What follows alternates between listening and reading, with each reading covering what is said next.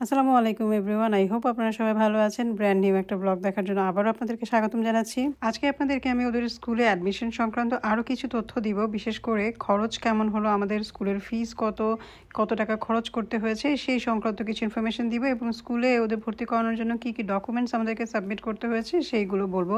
তো আমরা সকালবেলা ঘুম থেকে উঠে রেডি হয়ে যাচ্ছি স্কুলে যাওয়ার উদ্দেশ্যেই, কারণ স্কুলে তো ভর্তি প্রক্রিয়াটা খুব স্মুথলি শেষ হয়ে গেল। তারপর ওরা জানিয়ে দিয়েছিল এসএমএসের মাধ্যমে যে ফ্রাইডেতে তোমরা আসো স্কুলে, তোমাদেরকে একটু ব্রিফিং করব স্কুল সম্বন্ধে। জাস্ট ওদেরকে ওদের ক্লাস দেখিয়ে দিবে, ওদের ক্লাস টিচারের সঙ্গে পরিচয় করিয়ে দিবে, স্টুডেন্টদের সঙ্গে পরিচয় করিয়ে দিবে এবং ওদেরকে ড্রপ করতে হবে কোথায়, পিক আপ করতে হবে কোথায়, সব কিছুই দেখিয়ে দিবে। তো আমরা সকালবেলা চলে গিয়েছি স্কুলে, 9টার সময় আমাদের অ্যাপয়েন্টমেন্ট ছিল। আমরা সেই সময়ই চলে গিয়েছিলাম এবং যথারীতি সব কিছু দেখিয়ে টেখিয়ে স্টুডেন্টদের সঙ্গে ওদের ক্লাসমেটদের সঙ্গে পরিচয় হয়ে যাওয়ার পর আমরা বাসায়ও চলে আসছি। আগেই বলেছি স্কুল আমাদের বাসা থেকে খুবই কাছে, মাত্র 300 মিটার দূরে। মানে যদি জোরে জোরে হাঁটেন তাহলে হয়তো 3-4 মিনিট লাগবে, আর একটু আমার মতো যারা স্লো হাঁটবে তাদের হয়তো 5-6 মিনিটের মতো লাগবে। তো বাসায় এসে দেখি স্কুল ইউনিফর্ম যে অর্ডার করেছিলাম অনলাইনে সেগুলো সব চলে আসছে, ইনক্লুডিং ব্যাগস, টুপি, এভরিথিং চলে আসছে। তো এগুলো সবগুলো কিনতে আমাদের খরচ পড়েছে $600, মানে একজনের $300 করে পড়েছে। আমরা কিন্তু বলে রাখি এখানে আমরা দুটো করে জামা নিয়েছি, দুটো করে প্যান্ট নিয়েছি, যেহেতু 5 দিন স্কুল হবে, বাচ্চারা খেলবে, ময়লা করবে, নোংরা করবে, তাই ধুয়ে ধুয়ে তো পড়ানো সম্ভব না, বিকেলবেলা বাসায় আসবে। তো যার কারণে দুটো করে নিয়েছি, যাতে করে 3 দিন 2 দিন এরকম অল্টার করে পড়তে পারে। তো ওদের স্কুল হচ্ছে একটা গভর্নমেন্ট স্কুল। এই স্কুলে তেমন খরচ নাই বললেও খরচ কিছুটা আছে, যেমন সারা বছরে একটা অ্যানুয়াল ফি দিতে হয়। এটা হচ্ছে গিয়ে ওভারসিজদের জন্য আলাদা এবং যারা লোকাল তাদের জন্য আলাদা। তো আমরা যেহেতু এখানে থাকি, আমরা তো লোকাল, তো আমাদের খরচ পড়েছে $415 করে দিতে হবে অ্যানুয়াল ফিস। এটা হচ্ছে স্টেশনারির খরচ বাবদ ওরা নেয়, যেহেতু বই খাতা, স্কুলের স্টেশনারি যাবতীয় সব কিছু ওদের স্কুল থেকেই প্রোভাইড করবে, এই কারণে $415 করে ওরা বাৎসরিক একটা চার্জ নিয়ে নেয়। এই হচ্ছে গিয়ে স্কুলের ফিস। এছাড়া স্কুলে যদি আরও এক্সট্রা কারিকুলামে আমরা অংশগ্রহণ করাই, যেমন সুইমিং লেসনে যদি অংশগ্রহণ করাই, সকার ক্লাব, তারপর বাস্কেটবল ক্লাব, এরকম আরও বিভিন্ন অ্যাক্টিভিটিসে যদি আমরা আলাদা করে ওদেরকে অংশগ্রহণ করাই, তাহলে সেটার জন্য আলাদা করে চার্জ দিতে হবে। আর ওদেরকে স্কুলে ভর্তি করানোর জন্য আমাদের ওদের ভিসা ডকুমেন্টস দিতে হয়েছে, সেই সাথে দিতে হয়েছে ওদের বার্থ সার্টিফিকেট, এবং এছাড়া ইউটিলিটি বিলের কপি এবং বাসার লিজ এগ্রিমেন্ট নিয়েছে জানার জন্য, বা প্রুফ হিসেবে নিয়েছে যে আমরা যে স্কুল জোনের মধ্যে পড়ি সেটার। তো যাই হোক, এই হচ্ছে স্কুল সংক্রান্ত সকল ইনফরমেশন আমার কাছে।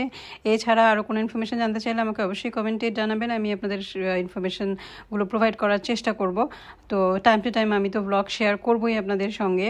তো এবার একটা গুরুত্বপূর্ণ জিনিস দেখাচ্ছি, দেখেন আমার মেয়েও কিন্তু আমার সঙ্গে ঘর মপিং করার কাজে লেগে গিয়েছে, এবং ওর বাবা যখন ঘর হুবার দেয়, মানে ভ্যাকুয়াম ক্লিন করে, তখনও কিন্তু তারা ওই কাজে লেগে যায়।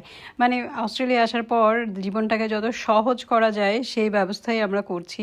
শাহিনও বলে যে যতভাবে সহজ করা যায় ততভাবেই সেভাবেই কাজগুলো করো, অত লোড নেওয়ার দরকার নেই, অত প্রেশার নেওয়ার দরকার নেই। যেমন প্রতিদিন আমরা রান্না করি না, যেমন আজকে যেহেতু আমরা স্কুলে যাব, অনেকগুলো প্ল্যান ছিল আমাদের, কোনো রান্নাবান্না করি নাই। আগের দিন যা রান্না করেছিলাম বেশি করে সেগুলোই খেয়েছি। তারপরে ঘর ক্লিন করার জন্য হুবারটা তো এভরিডে দিই না, মানে ভ্যাকুয়াম ক্লিন করি না এভরিডে, সপ্তাহে একদিন করি। আর 2 দিন পর পর আমি আমার কিচেনের ফ্লোরটাকে ক্লিন করে ফেলি আর স্টেয়ার্সটা ক্লিন করে ফেলি। এই তো এছাড়া তেমন ময়লাও হয় না। এখানে একটা সুবিধা হচ্ছে এটা যে খুব বেশি ধুলো ময়লাও নাই। তো এরপরে আমরা চলে আসছি বাচ্চাদেরকে যে স্কুটিটা কিনে দিয়েছিলাম, ওই স্কুটি নিয়ে ওদের ওভাল পার্কে চলে আসছি। তো এখানে আসার পর দেখলেন স্বচ্ছ কিন্তু 3বার পড়েছে স্কুটি নিয়ে। রাস্তায় একবার অলরেডি আসার সময় পড়েছে, এবং এখানে এসে একবার খেলতে গিয়ে অলরেডি পড়েছে। তো থার্ড টাইম সে যখন পড়লো তখন একদম মারাত্মকভাবে পড়লো, তার হাঁটু ছিলে গেল এবং প্যান্ট পর্যন্ত ছিঁড়ে গিয়েছে।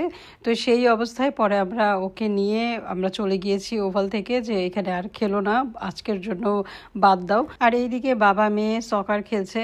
ও আসার সময় বলেছিল যে ও স্কুটি নিয়ে আসবে না, ও স্কুটি এখানে চালাতে চায় না, যেহেতু এখানে বড় বড় ছেলেরা চালায়, সম্ভবত এই কারণে হতে পারে, আমি গেস করে নিলাম।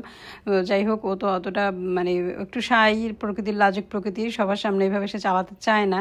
প্রথম দিন বিশেষ করে সে একদমই চালাতে চায়নি। ওকে অনেক কনফিডেন্স দেওয়ার পর বুঝাতে বুঝাতে তারপরে আমরা বাসার বাইরে যে আমাদের লন আছে সেখানে ওকে বের করেছি যে চালাও তুমি একটু।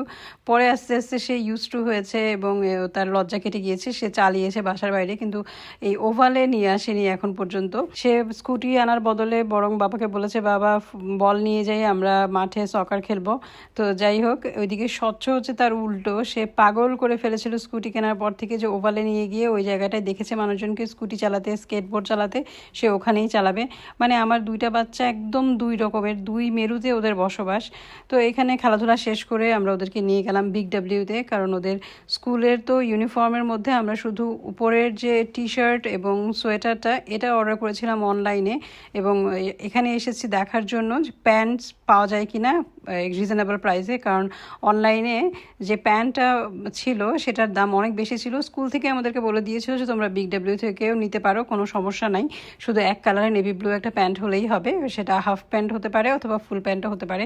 তো ওরা যেহেতু হাফ প্যান্ট পরে স্কুলে যাওয়ার ব্যাপারে ইউজ টু না, ওরা ফুল প্যান্টই নিয়েছে, তো ওদের জন্য ফুল প্যান্ট নিচ্ছিলাম। আর আমি এদিকে দেখছিলাম যে নায়ারকে স্বচ্ছকে দেখাচ্ছিলাম, দেখো মেড ইন বাংলাদেশ, অথচ এগুলো বাংলাদেশে আমরা কী দামে কিনি আর এখানে কত প্রাইস দেয়া আছে। আর এছাড়াও আমি তো বাংলাদেশ লেখাটা দেখে অনেক খুশি হয়ে গিয়েছি। দেশের বাইরে আসলে এইটা একটা মানে ভালো ফিলিংস কাজ করে, যেখানে নিজের দেশের নামটা খুঁজে পাই, সেই জায়গাটা দেখতে ভালো লাগে। আর গার্মেন্টস সেক্টরে তো আমাদের দেশ এমনিতেই অনেক এগিয়ে, বিভিন্ন প্রোডাক্ট তো বিভিন্ন বিভিন্ন দেশে যায়, তো অস্ট্রেলিয়াতেও বাংলাদেশের প্রোডাক্ট আছে। তো যাই হোক, এরপরে আমরা ওদের স্কুলের জন্য টিফিন বক্সও কিনলাম, যেহেতু স্কুল শুরু হয়ে যাবে সোমবার থেকে, সো টিফিন বক্স কেনা মাস্ট ছিল, সেই টিফিন বক্সটাও নিয়ে নিলাম। এছাড়া আরও টুকিটাকি মানে শপিং করতে আসলে কত কিছু যে করা হয়, যেমন আমি একটা আমাদের জগ ছিল না বাসায়, তো ভাবলাম যে একটা জগ নিয়ে যাই। এখানে তো সিঙ্কের পানি খাওয়া হয়, সেটা না হয় আমরা যখন খাই তখন সিঙ্ক থেকে সরাসরি গ্লাসে করে খেয়ে নিচ্ছি, কিন্তু যখন মেহমান আসবে বাসায় তখন তো তাদেরকে অ্যাটলিস্ট জগে করে পানিটা টেবিলে সার্ভ করতে হবে।